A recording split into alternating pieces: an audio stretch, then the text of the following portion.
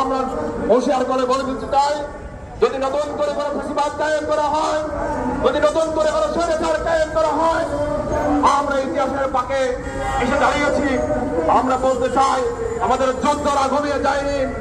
আমরা বলেছি আবু সাঈদ মুক্ত, শেষ হয়নি যুদ্ধ, আমাদের যুদ্ধরা এখনো জাগ্রত আছে। আমরা একটি স্বৈরাচার মুক্ত, ফ্যাসিবাদ মুক্ত বাংলাদেশ গঠনের বদ্ধপরিকর সংগ্রামী সাথী বন্ধুগণ। আমরা বলি, কোন ব্যক্তি স্বৈরাচার নয়, কোন ব্যক্তি ফ্যাসিস্ট নয়। ফ্যাসিস্ট হলো একটা ব্যবস্থা, ফ্যাসিস্ট হলো একটা কাঠামো।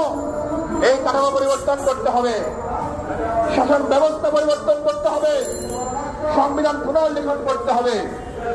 সেই সংবিধান পুনর্লিখনের জন্য যে সংস্কার কমিশন গঠন করা হয়েছে, সেই সংস্কার কমিশনকে আরো লিবারেল হতে হবে, আরো জনসম্পৃক্ত হতে হবে, আরো মানুষকে কানেক্ট করতে হবে। এই সংবিধানকে বর্তমান সময়ের উপযোগী করে তুলতে হবে।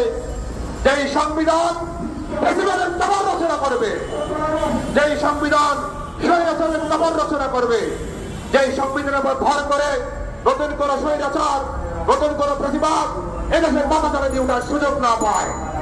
সংগ্রামী সাথী বন্ধুগণ, আমরা 24 জন অভ্যুত্থান করেছি, এদেশের স্বৈরাচার মুক্ত হয়েছে। আমরা 2025 শুরু করেছি স্বৈরাচার মুক্ত ভাবে, ফ্যাসিবাদ মুক্ত ভাবে। আমরা আগামীর বাংলাদেশ স্বৈরাচার মুক্ত বাংলাদেশ, ফ্যাসিবাদ মুক্ত বাংলাদেশ গড়তে চাই।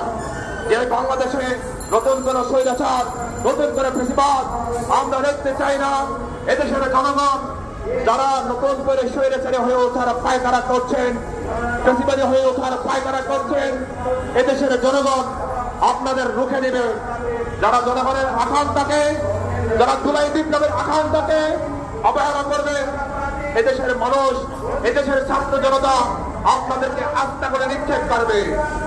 সংগ্রামী সাথী বন্ধুগণ, আপনারা জানেন এই জাতি বীরের জাতি, এই জাতির ইতিহাস বীরত্বের ইতিহাস।